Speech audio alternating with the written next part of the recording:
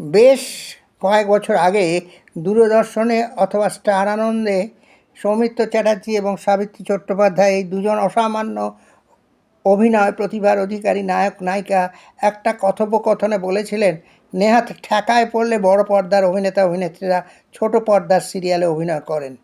টাকার জন্য, বাঁচার জন্য আমাদের এটা করতে হয়।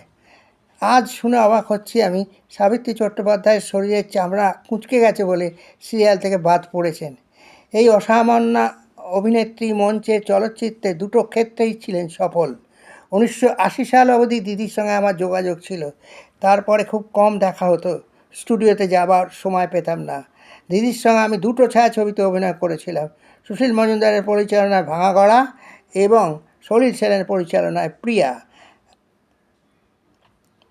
এই অভিনেত্রীকে আমার প্রণাম।